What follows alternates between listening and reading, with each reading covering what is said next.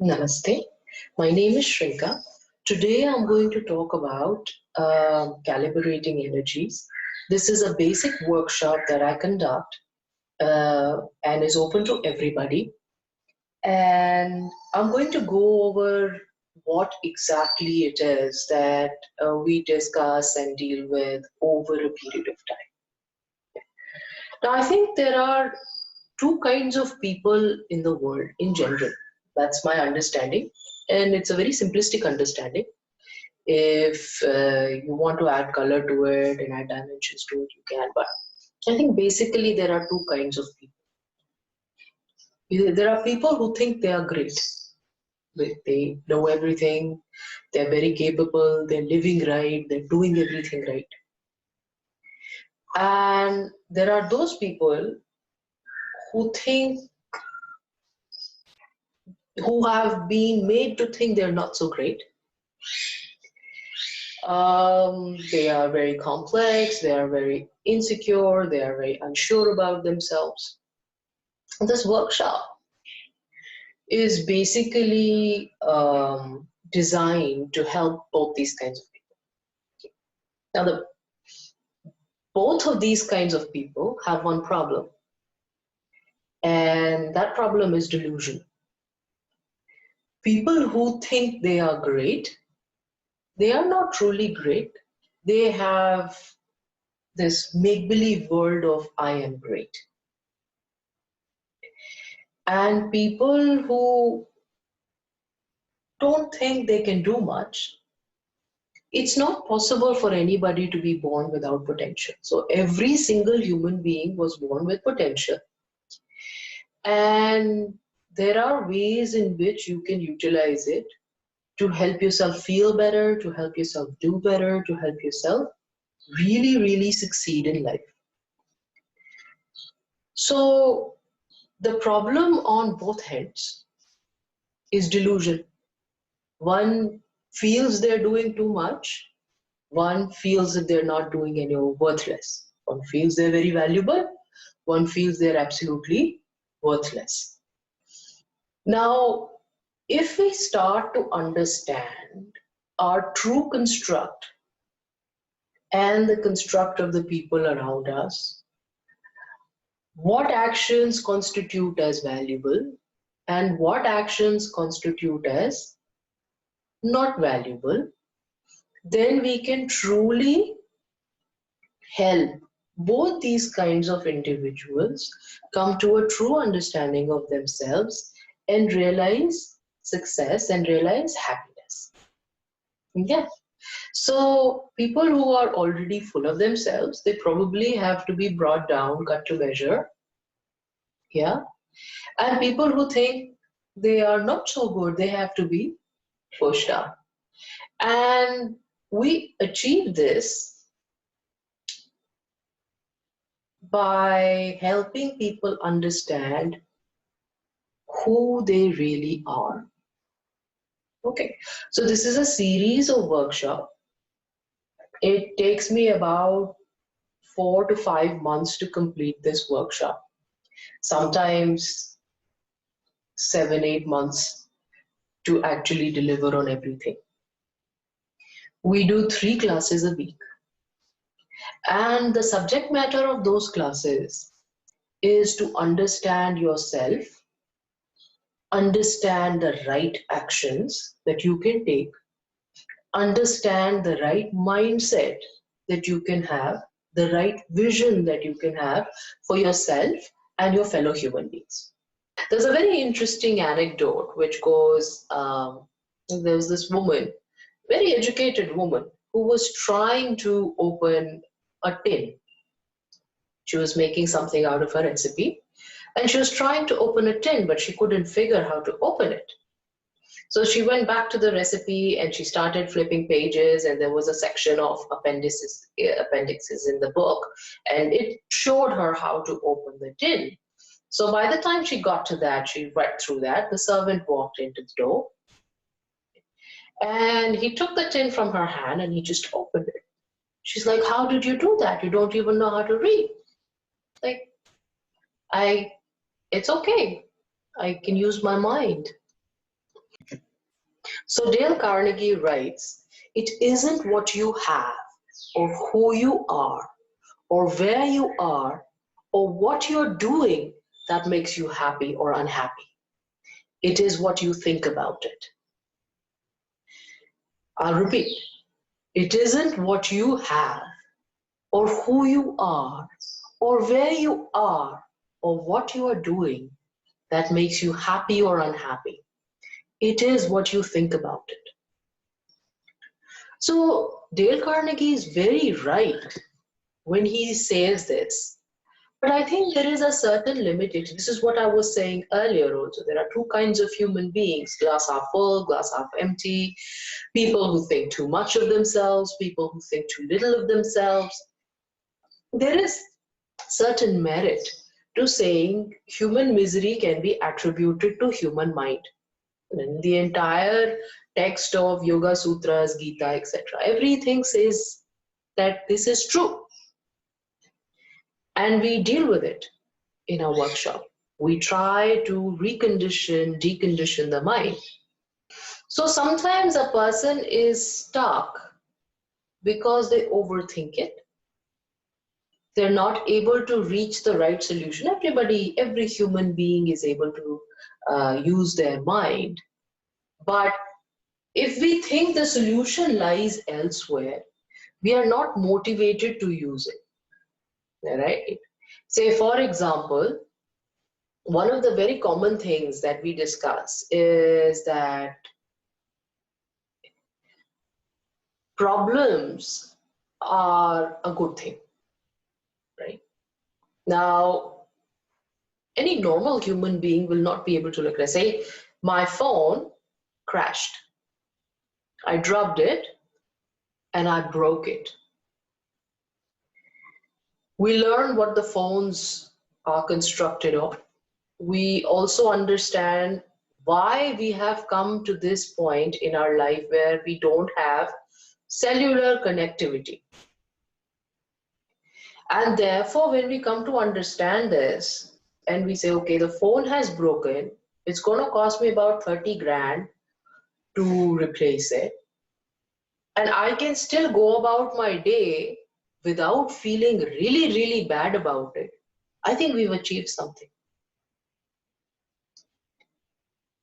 Yeah.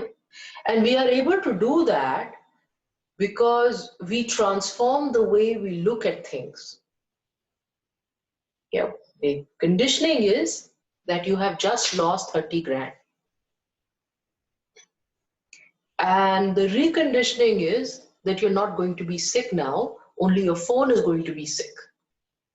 You're not going to pay the doctor now, only the phone is going to go into the repair shop. So as you start to understand why things happen when they happen, as you start to understand how you can really see what is happening for what it truly is instead of what your conditioning about it is, then you will be less and less unhappy. The true thing is happening. You are breaking a phone, you're breaking a leg, you're having a headache, but it is a symptom of what you're not having, or it is a replacement for what you're not having. And once you understand that, why you're having it, where is the problem, how you can fix it, and how you can view it, a lot of things change. You have a mental shift. But I think there is a certain amount of truth even in the reality of the misery or the reality of the unhappiness that we have around us. There are other problems in human life. There are sometimes where you don't feel very well, sometimes you don't do very well, sometimes your parents are not keeping very well, sometimes your children are not treating you very nicely, sometimes your bosses are hard, sometimes your physical ability is less, sometimes you can't control your mind, sometimes you can't control your tongue, sometimes your relationships turn around and tell you you are good for nothing. Whatever, there are some practical problems of the world. It's not like the world is devoid of its basic human problems. And it is not like all human misery is a function of the delusion of human mind. There are some things which are very, very real. And therefore, because this misery is not a figment of our imagination, we talk about tools that we can use to counter these physical ailments that ail us, the physical limitations that limit us. And you can understand this better. For example, a person is excellent in roller skating. Or let me take another example. A person is excellent in making bullock carts.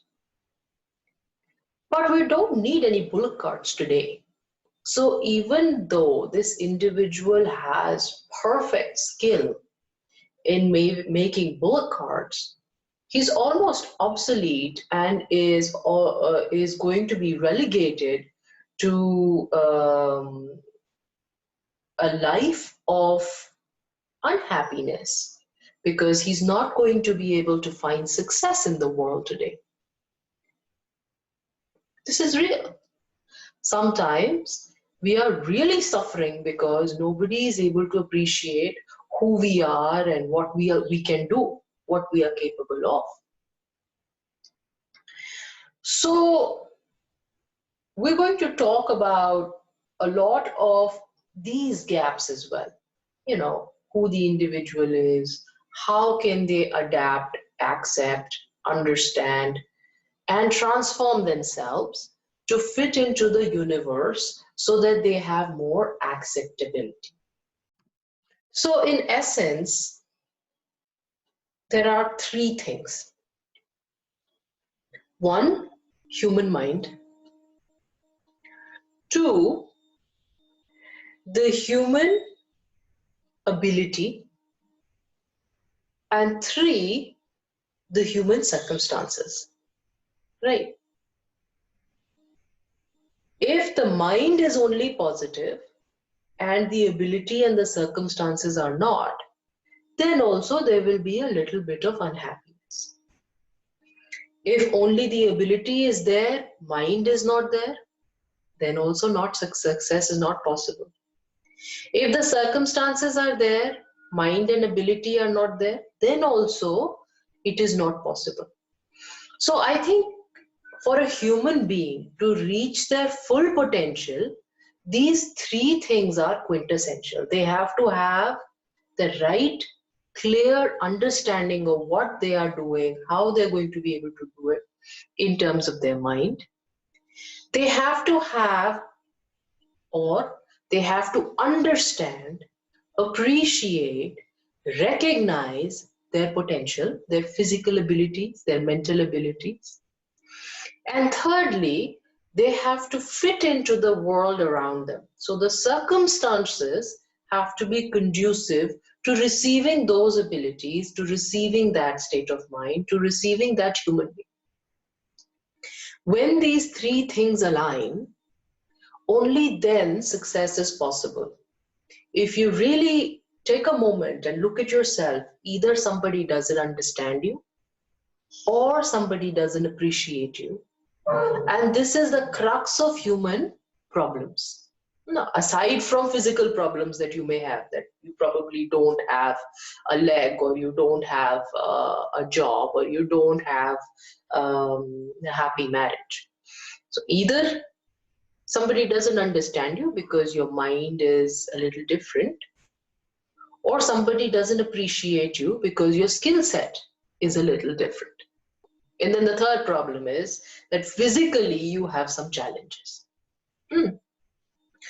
So to address these three, we spent extensive amounts of time using a variety of tools to help the human being, to help the individual, to help the seeker, the student, their mind, their construct, their abilities, and we also supplicate the human being or the student with a lot of tools to be able to transform the circumstances. Yeah. So we are going to teach the student to understand themselves for who they really truly are, to transform their mind from the state that it is right now to a more positive, more active state, and to transform their circumstances to be more positive and conducive for them. And we achieve this by a variety of tools. We use various aspects of religion like charity, maybe puja, maybe service, abstinence. So maybe following the path of philosophy. So try and do a lot of that, incorporate a lot of that.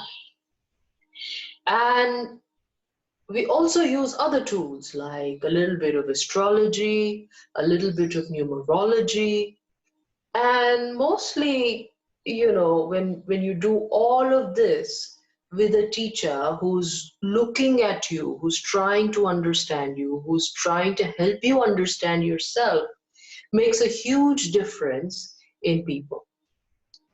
Yeah, it's a very transformative journey. And no matter what you have gained at the end of this entire process, in physical terms or not, one thing is for sure: you're a better, more responsible human being, you're a more aware human being, you are a more successful human being,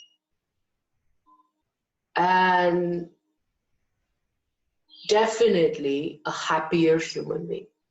From where you start, and this is a promise, from where you start, if you do everything properly, at the end of 6 months, you are a completely changed person with changed perspectives, with changed ideologies, and transformed presence in the world that you are in. People will be happy to be around you. You will be happy to be around people.